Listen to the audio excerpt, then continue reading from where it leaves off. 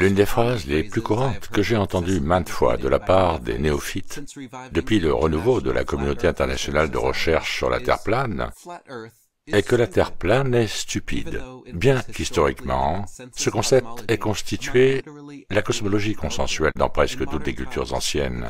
À l'époque moderne, il est devenu synonyme de stupidité.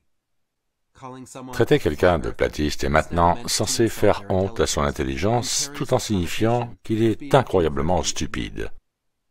Mais est-ce un stéréotype exact? L'idée d'une Terre plane et stationnaire est-elle vraiment l'épitome de la stupidité? Et les gens qui en font la promotion sont-ils vraiment si inintelligents? La science moderne et magistrale traite les conclusions actuelles de la cosmologie et de l'astronomie comme des sujets établis, inscrits dans le marbre avec peu de place pour le désaccord. La théorie du globe héliocentrique n'est jamais considérée comme théorique par l'Académie, mais plutôt acquise comme la pierre angulaire de la connaissance scientifique moderne. Si la Terre n'est pas une boule toupie en orbite autour du Soleil, alors presque toute la science moderne et la majorité des scientifiques modernes se sont avérés être soit des fraudes, soit des idiots. Par conséquent, questionner la forme de la Terre équivaut à un blasphème scientifique, et les platistes sont l'équivalent d'hérétiques scientifiques. Mais ce traitement est-il vraiment justifié? Tester des idées, remettre en cause des suppositions, approfondir ses connaissances à travers des preuves et une observation critique est la définition même de la méthode scientifique.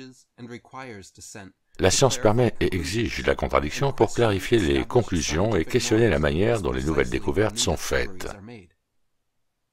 L'un des partisans de la théorie du globe héliocentrique, Galilée lui-même, disait que dans les sciences, l'autorité de milliers d'opinions ne vaut pas autant qu'une petite étincelle de raison chez un homme. En d'autres termes, la science n'est pas une démocratie, et l'autorité scientifique ne repose pas sur l'opinion majoritaire ou la décision d'un expert, mais sur la raison, les preuves et l'expérience. Les défenseurs du globe nient ou minimisent souvent les critiques légitimes fournies par les sceptiques. Mais il est indéniable qu'il existe un grand nombre d'objections valables sur la théorie du globe héliocentrique. Nier une chose jugée stupide et s'en remettre à l'avis d'experts sans faire preuve de diligence raisonnable en examinant attentivement tous les arguments provoque deux fautes de logique. D'abord, rire, se moquer, rejeter quelque chose vu comme étant stupide sans présenter d'explication logique du pourquoi implique l'erreur du recours au ridicule.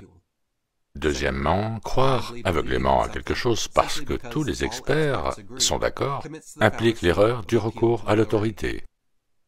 En ce qui concerne les nombreuses preuves supposées de la théorie du globe héliocentrique, ces appels à l'autorité sont souvent implicites sans être facilement reconnaissables. Par exemple, les images de la NASA ou le témoignage d'astronautes comme preuve de l'existence d'un globe ne sont pas recevables en tant que preuves scientifiques parce qu'elles ne sont pas facilement reproductibles. La plupart des gens ne disposent jamais du cadre de référence nécessaire pour identifier ou nier de telles affirmations. Donc les citer pour prouver le globe est un raisonnement erroné, donc invalide.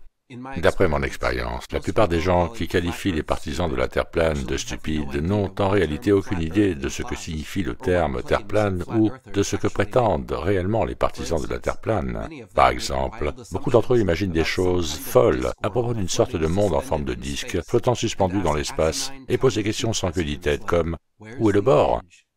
Qu'est-ce qui maintient le disque dans l'espace? Ou pourquoi n'y a-t-il pas une lumière de jour perpétuelle partout sur une Terre plane ?» De tels commentaires montrent que ces détracteurs n'ont pas fait la moindre recherche sur le sujet, qu'ils condamnent et montrent donc que ce qu'ils trouvent vraiment stupide sont leurs propres hypothèses erronées.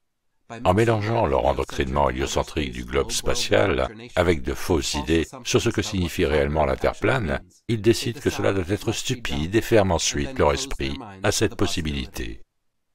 Comparez cela à la plupart des partisans de la Terre plane, qui ont tous reçu la même éducation du globe héliocentrique à l'école. Mais au lieu de supposer qu'une cosmologie alternative doit être stupide ou impossible, ils restent ouverts suffisamment longtemps pour s'engager dans la matière et apprendre une nouvelle perspective. Tous les platistes que je connais croyaient pleinement à la théorie du globe héliocentrique qu'on leur a appris à l'école et montré à la télévision avant de faire leur devoir dans la recherche sur le sujet. Ce n'est qu'après avoir lu plusieurs livres, regardé quelques documentaires, puis mené personnellement leurs propres expériences, que la plupart des gens commencent à réaliser que la Terre n'est pas une boule toupie. Pour apprendre quelque chose de nouveau, il est important de pouvoir temporairement mettre fin à l'incrédulité tout en saisissant des informations alternatives. Loin d'être stupide, cette capacité est en réalité une caractéristique importante de l'intelligence. Comme l'a écrit F. Scott Fitzgerald, la véritable marque de l'intelligence est la capacité à envisager simultanément deux idées contradictoires.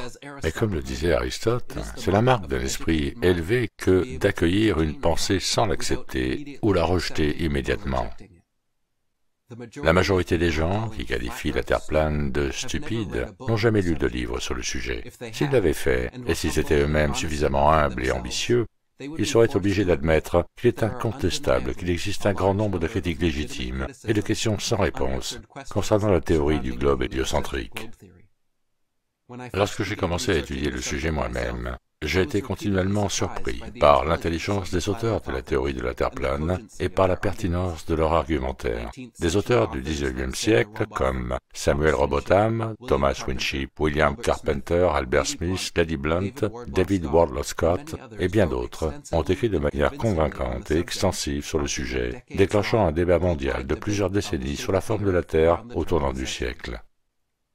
Personnellement, j'ai un QI de 143. J'ai obtenu un diplôme universitaire avec mention pour une licence de philosophie et d'anglais, et je suis maintenant un auteur publié avec des livres traduits en 30 langues.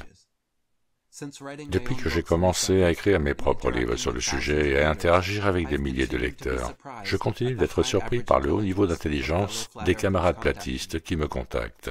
À l'inverse, les partisans du globe n'ont cessé de me décevoir avec leurs contradictions inintelligentes constantes, leur sarcasme, leur arrogance sacrée, leurs hypothèses futiles, le sophisme de leur logique, leur manque de sens commun et leurs conclusions étriquées. Quelle que soit votre position sur le sujet, nous devrions tous convenir que questionner la science est littéralement la manière dont on doit faire de la science. Il n'est pas stupide de défier les normes scientifiques établies, et c'est en effet la seule façon de réaliser un progrès scientifique.